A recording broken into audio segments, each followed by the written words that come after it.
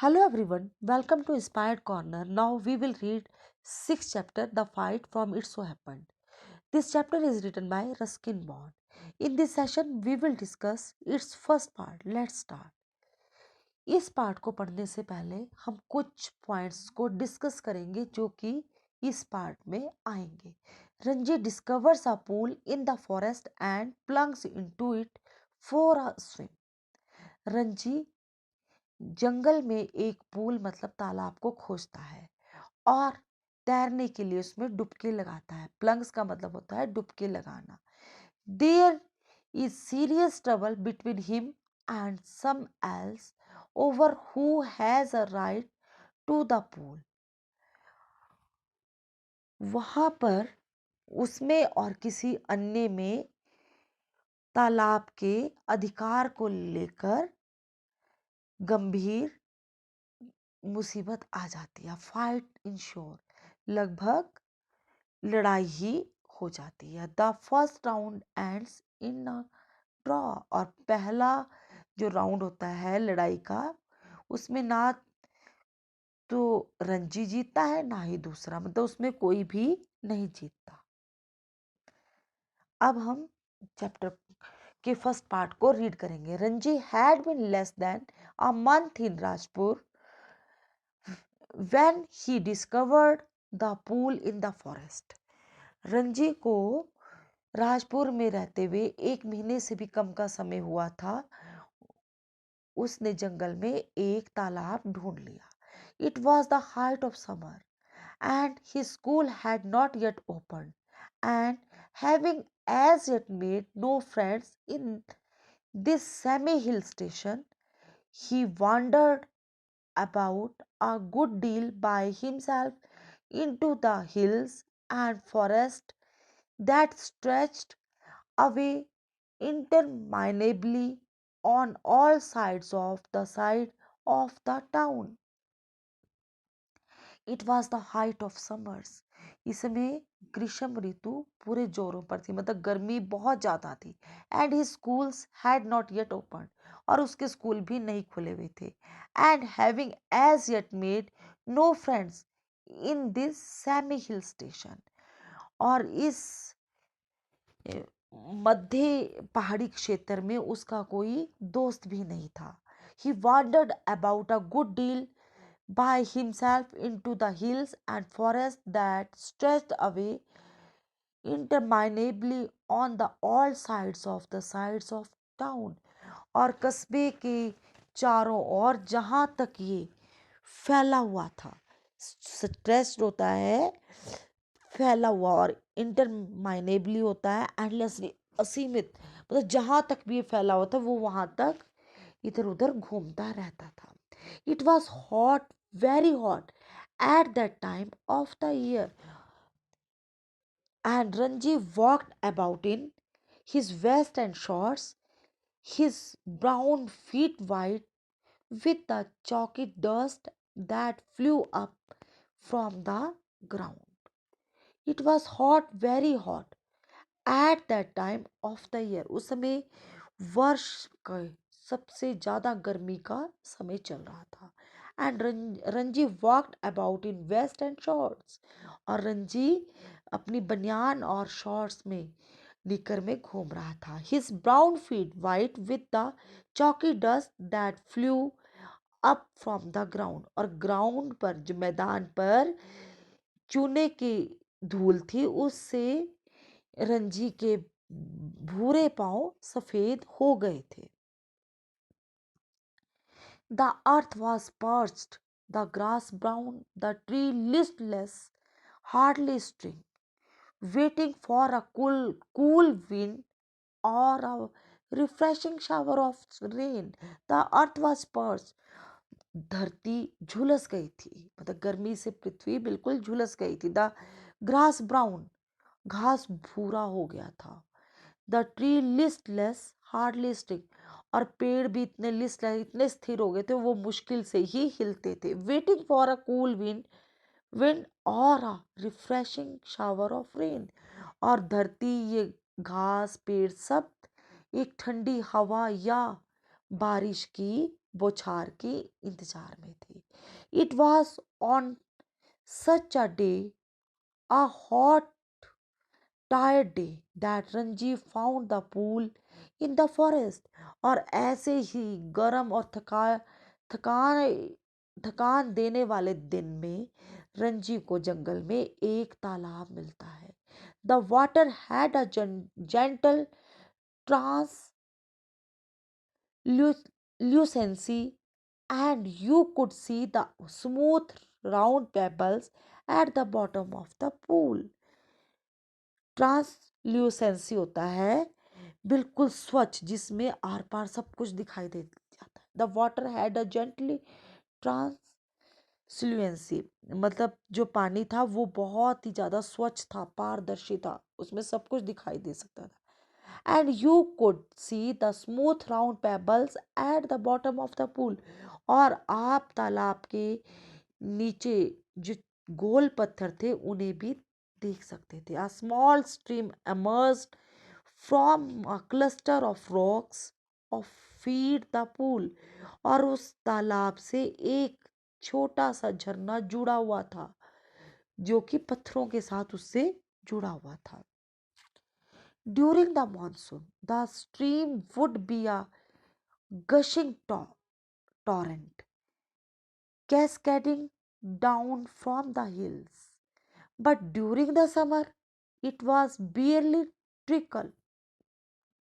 During the monsoon, बरसात के समय, this stream would be gushing torrent. Gushing torrent होता है तेजी से बहती धारा जिसका पानी बहुत तेज है।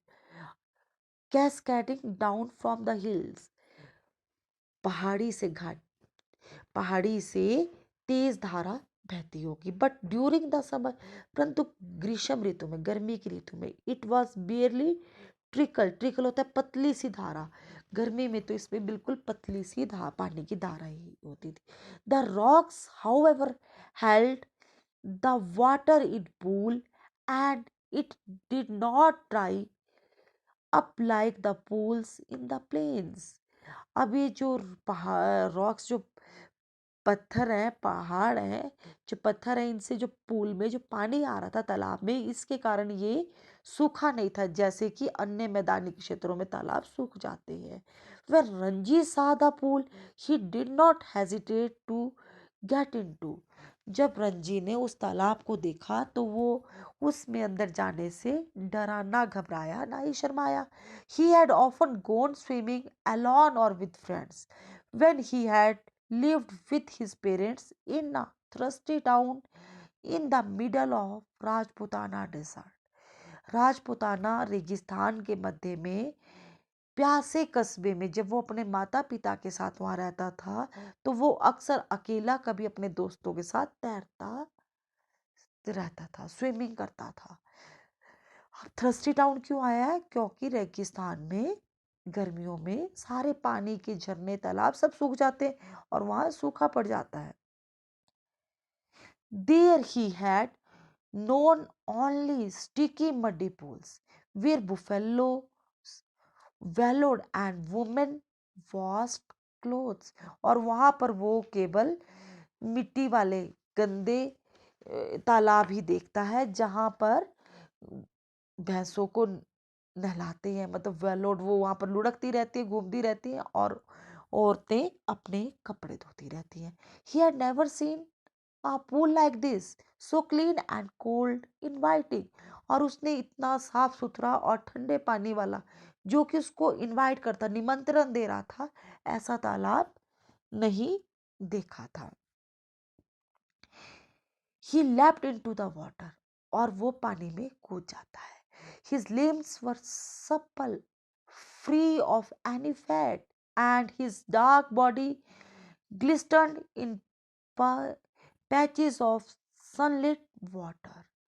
और उसके जो लिप्स थे वो बहुत ही ज्यादा लचीले थे, और उसके शरीर पर फैट भी नहीं था, कोई चर्बी नहीं थी, और उसकी डार्क बॉडी, जो डार्क कलर की बॉडी थी, वो उस पानी में चमक रही थी। The next day he came again to quench his body in the cool waters, of the forest pool.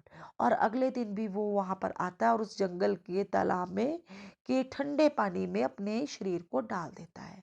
He was there for almost an hour, sliding in and out of the limpid green water or lying stretched out on the smooth yellow rocks in the shade of broad-leaved salt trees।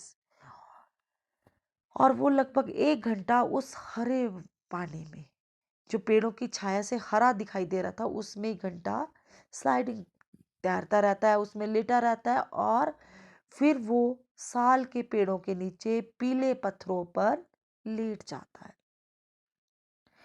It was while he lay thus that he noticed another boy standing a little distance away, staring at him in a rather hostile manner।